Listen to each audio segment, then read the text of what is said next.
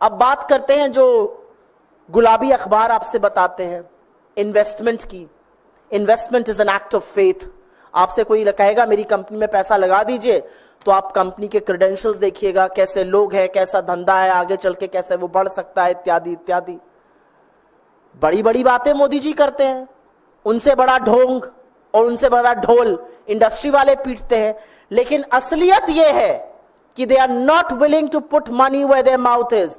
Sluggish investment पूरी तरह से कुंद है, इन्वेस्टमेंट पूरी तरह से मंदा है, सुस्त है।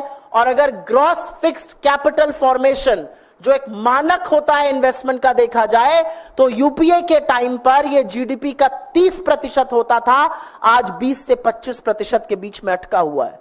तो ये सब लोग जो मोदी जी की इतनी तारीफ करते हैं टीवी पर आकर, इंडियन इंडस्ट्री वाले, वाजी वाजी क्या बढ़िया कमाल कर दिया, इन्वेस्ट क्यों नहीं कर रहे हैं?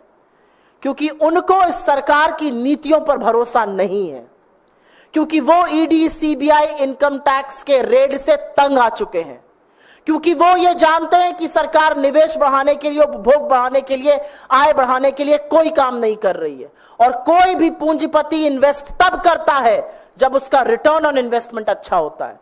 अगर देश खरीद ही नहीं रहा है चीजें, तो लोग बनाएंगे क्यों?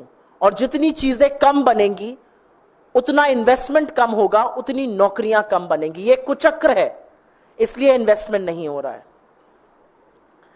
जब इन्वेस्टमेंट की बात करो तो बीजेपी वाले बड़ा सीना ठोक कर बोलते हैं रिकॉर्ड एफडीआई आ रहा है। उसकी भी असलियत देख लीजिए। ये जो रिकॉर्ड एफडीआई है, ये वित्तीय वर्ष 2021 में करीब करीब $60 बिलियन था। ये पिछले वर्ष 5 साल में घटकर $44 बिलियन रह गया है। तो ये भी फर्जीवाड़ा। और इसका सच ये है, ना इंडियन इंडस्ट्री इन्वेस्ट कर रही है, ना ग्लोबल इन्वेस्टर्स आपकी बात मानने को तैयार हैं। जो $60 बिलियन इन्वेस्टमेंट 5 साल पहले आया था, 5 साल बाद वो $44 बिलियन रह गया है। और असलियत यह है कि बहुत सारी ऐसी वैश्विक कंपनियां हैं जिन्होंने चीन से अपना इन्वेस्टमेंट विड्रॉ किया और वो नए मार्केट खोज रहे थे। और वो नया मार्केट हम थे। हमसे बेहतर कौन हो सकता था? हमारे पास डेमोग्राफिक डिविडेंड था, हमारे पास एक डेमोक्रेसी है, हमारे यहाँ कानून की एक व्यवस्था मानी जाती है, हमारे यहाँ जुडिशियल प्रोसेसेस है। लेकिन ऐसा होता दिख नहीं रहा है, क्योंकि चाइना से निकला इन्वेस्टमेंट वियतनाम गया, इंडोनेशिया गया, बांग्लादेश गया, वो हिंदुस्तान नहीं आया।